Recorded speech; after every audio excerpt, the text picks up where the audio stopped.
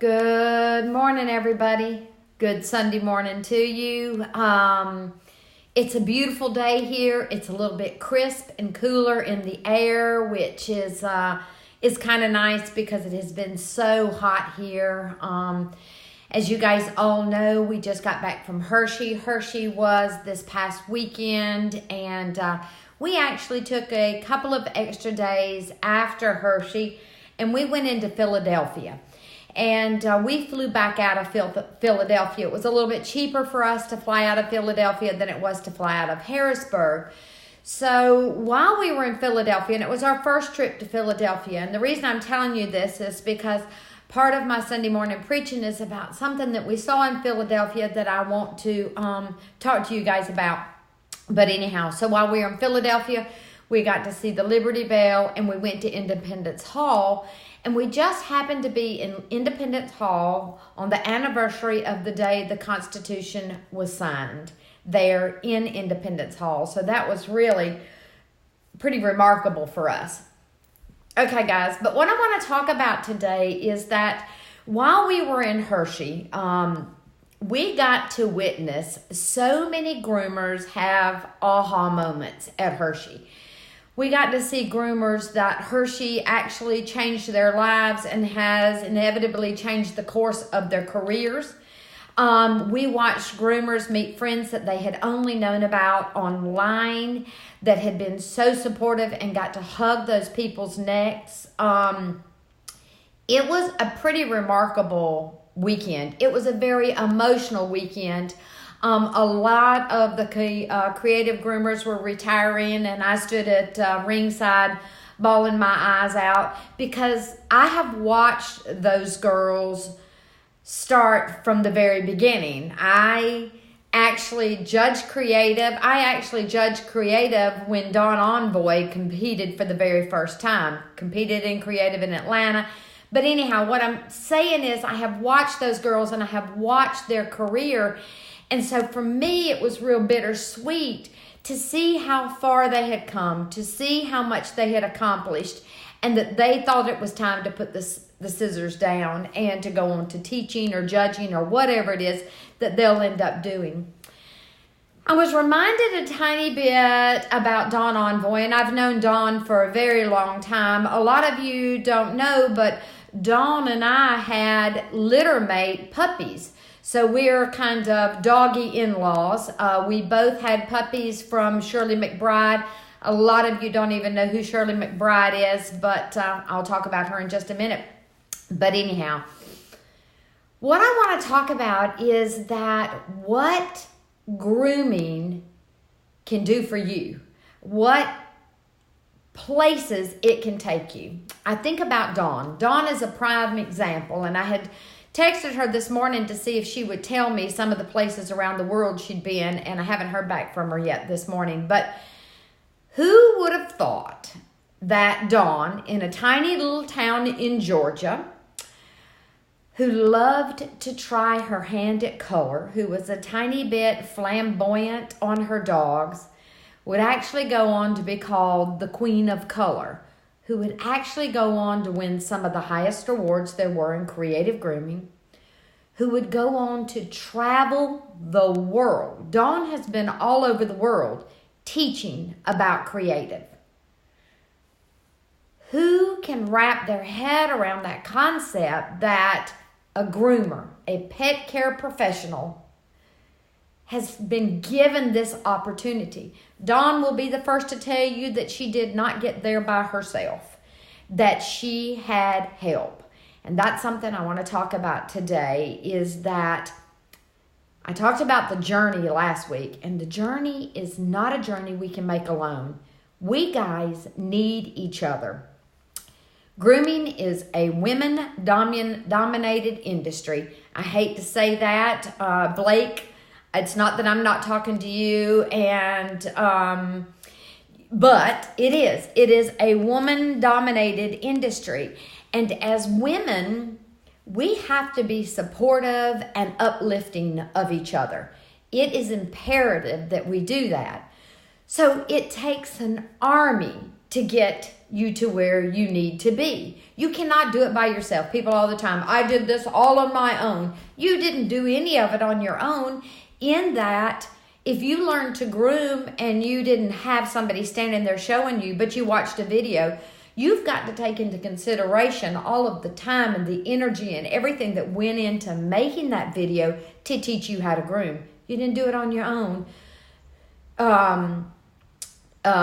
Jody Murphy, for instance, has some of the most unbelievable videos out there about how to groom. If you watch those videos, think about the time that she put in to making sure she got that right for you. So she was the one that helped give you the step up to get to the level that you are in your poodle grooming, in your cocker grooming, even if you've never met her, even if you've never been to her booth and talked to her, but you got one of those videos and you watched it. She played an important role in where you are today in that particular part of your grooming. And that is true with a lot of things with us. I remember the very first trade show that I ever went to. I walked in. This was in probably 89, guys. And I walked in and I looked at the ring and they were doing breed grooming. And if I'm not mistaken, it was probably poodles or Bichons that were in the ring. I'm not sure which one. They were both in the ring that day. And I remember thinking to myself that I was inferior.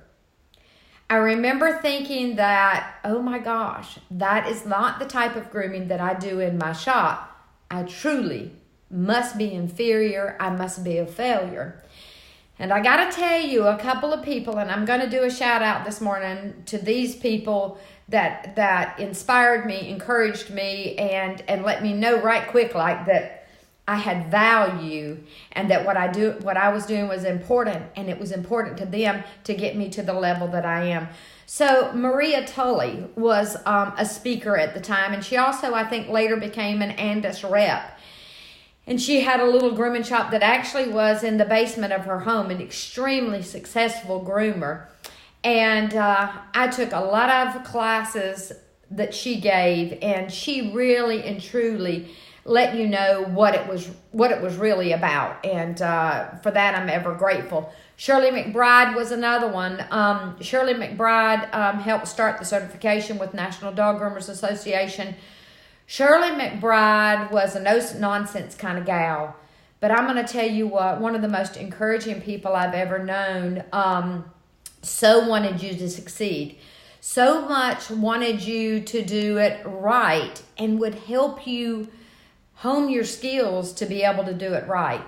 Another person that was very encouraging, and I'm not going to say that she was encouraging with grooming because I never knew anything about her with grooming, but I remember the second show I ever attended, Sally Liddick. I met Sally Liddick, and I have to tell you my story of meeting Sally Liddick.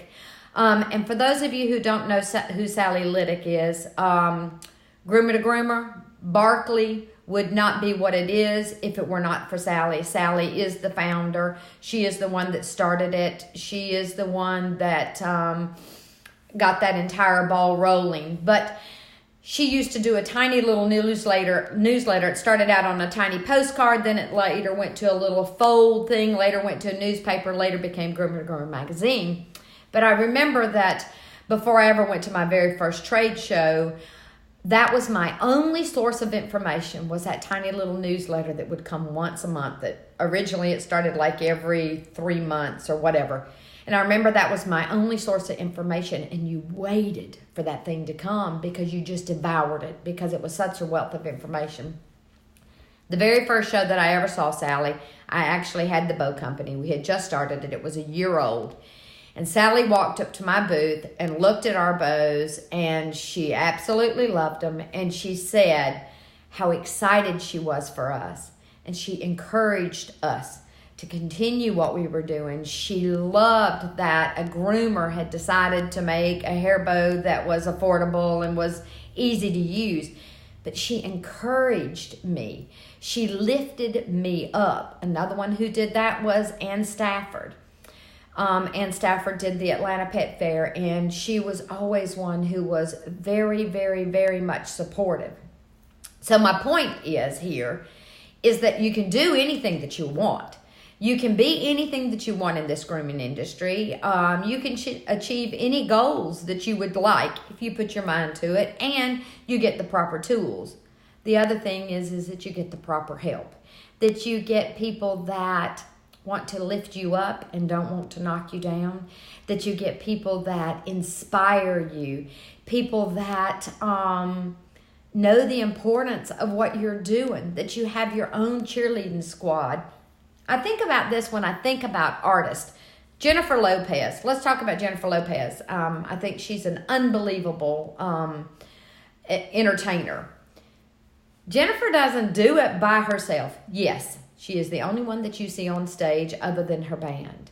But there is no way that she can get on stage and do what she does if she didn't have a good choreographer, if she didn't have a good sound guy, if she didn't have a wonderful lighting crew, if she didn't have a great crew that drove all of her equipment to and from her shows, or if she didn't have somebody who did her outfits, if she didn't have somebody that helped fix her meals. So she doesn't do it alone. None of us can do this alone, guys. You know, sometimes we act like, oh, we're all powerful and this is it and we can do it by ourselves, and you can't. You just can't. And when it's all said and done and you're on the top and everything, you don't want to be up there by yourself. You want to be able to take other people with you and say, okay, guys, this is my village that helped me achieve this goal. Okay, so now we're just talking about you. Now let's talk about everybody else around you. Be part of their village. Be part of their village that lifts them up, okay? Be that person that inspires them to go and get certified in poodles. Be that person who inspires them to open their own shop. Be that person who encourages them when they've been working on that poodle forever and they have not gotten that top knot right. Be the person that says, oh my God, I can't believe how good your bevels are. I can't do bevels that well. And all we need to do is take a little bit more off of this top knot. Be that person, guys. There is great gifts in knowing that you've inspired somebody. I was talking to Judy Hudson the other day, and we were talking about how when she does her Motivational Monday and I do my Preaching Sunday, how she talks about how people come and say, oh my God, I needed that day. Or, oh my gosh, you just don't know how you have inspired me today. And it is true. It's nice to inspire, but it also is inspiration to us. So be that inspiration to other people. You can do anything you set your mind to, anything you want to do. The other thing that I always say, and you guys know how I feel about this, surround yourself with positivity. Don't let the negative stuff get in there. Negative stuff is like a poison. I mean, once it gets in the veins, it just destroys everything. So don't even let it in the door. Shut the door. Negativity is staying on the outside. I am surrounding myself with positive. Now see, I can't even say that word. Somebody type that in. I'm surrounding myself with all of those wonderful things and with the people that help me lift myself up and the people that I can help lift up.